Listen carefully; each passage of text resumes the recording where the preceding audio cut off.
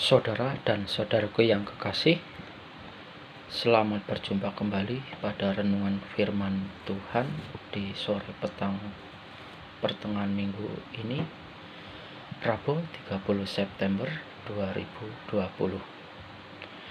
Perkenankanlah saya, Blister Samto dari Sidang Sentani, akan mewartakan kabar sukacita melalui firman Tuhan. Saudara dan saudaraku yang kasih, firman di sore petang ini diambilkan di dalam Wahyu 14 ayatnya yang ke-6 sampai 7. Demikian firman Tuhan.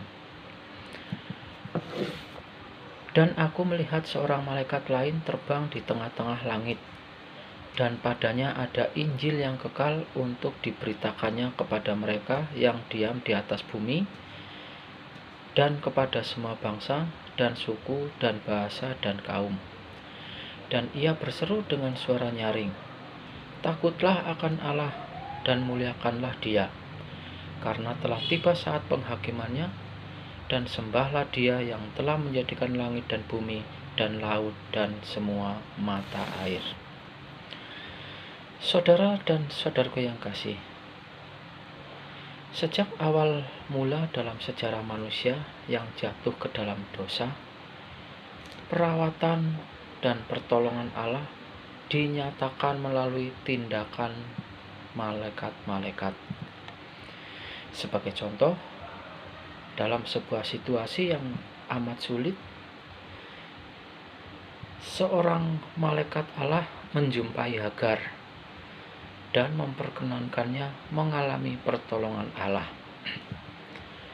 Hagar mengenali Allah sebagai Dia yang melihatnya. Saudara dan saudaraku yang kekasih, tugas malaikat-malaikat adalah untuk menyembah Allah,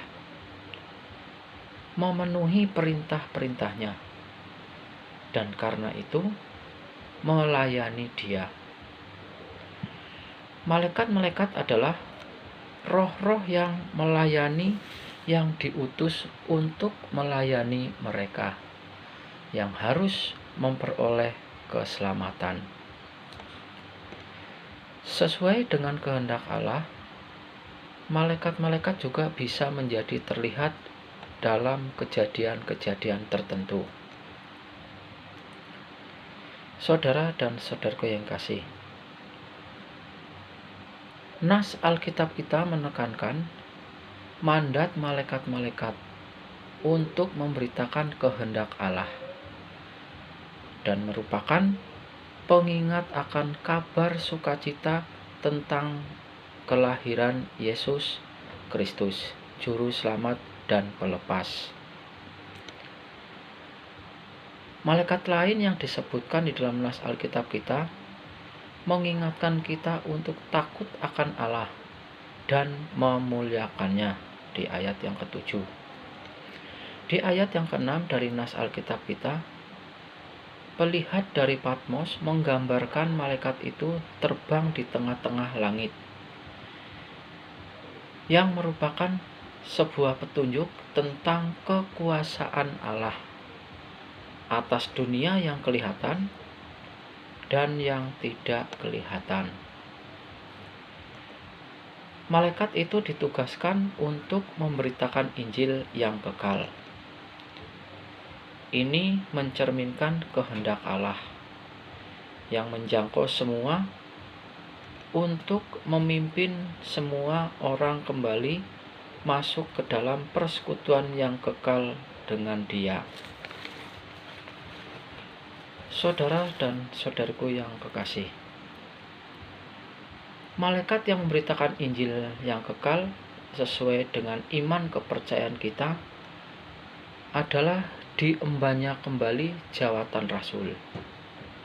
Malaikat-malaikat dari Putra Allah, yakni para rasul Yesus, adalah hamba-hamba yang kepadanya dipercayakan rahasia Allah, sebagaimana dikatakan di dalam 1 Korintus ayatnya yang ke pasal 4 ayatnya yang ke-1. Di sana dikatakan, demikianlah hendaknya orang memandang kami sebagai hamba-hamba Kristus yang kepadanya dipercayakan rahasia Allah. Saudara dan saudaraku yang kasih, para rasul memiliki tugas untuk memperingatkan umat manusia terhadap penghakiman yang akan datang, dan untuk mempersiapkan pengantin perempuan Tuhan agar patut bagi kedatangan Kristus Yesus sebagai pengantin laki-laki jiwa. Saudara dan saudaraku yang kasih, misi pemberitaan para rasul adalah untuk perhatian pada kejatuhan Babel. Ini suatu kiasan tentang keadaan jauh dari Allah, tentang kejahatan-kejahatan, dan tentang keadaan yang berdosa. Keadaan-keadaan yang sedemikian itu dapat dikalahkan melalui kurban tunggal Yesus Kristus. Meskipun maut, musuh terakhir manusia, belum dihancurkan. Di dalam 1 Korintus dikatakan demikian firman Tuhan, 1 Korintus pasal 15 ayat 26. Musuh yang terakhir yang dibinasakan ialah maut. Saudara dan saudaraku yang kasih, kita patut bersyukur bahwa di masa sekarang ini kita masih dirawat dan ditolong oleh para malaikat, yaitu para rasul Yesus, yang diberi mandat untuk mengabarkan Injil Yesus Kristus, untuk mengampuni dosa-dosa, dan untuk menyalurkan sakramen-sakramen sebagai prasyarat untuk dipersiapkan menjadi pengantin perempuan Tuhan dan yang sulung, dan untuk berada di dalam persekutuan kekal dengan Allah.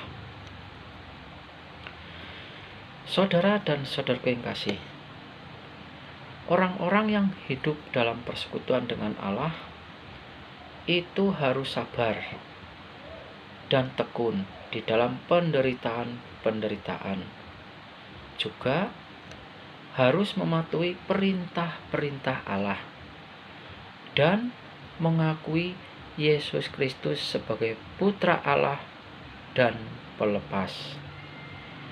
Dengan cara ini, mereka memperhatikan nasihat dari malaikat, yakni sebagaimana di ayat 7 dikatakan, takutlah akan Allah dan muliakanlah Dia. Saudara dan saudaraku yang kasih, marilah kita memiliki rasa takut akan Allah, sehingga kita dapat terbebas dari kuasa dosa dan berkenan di hadapan Allah, dan memuliakan Allah dengan hati yang bersukacita, sehingga kita bisa patut menjadi pengantin perempuan Tuhan dan yang sulung di dalam pernikahan Sang Anak Domba Tuhan. Amin.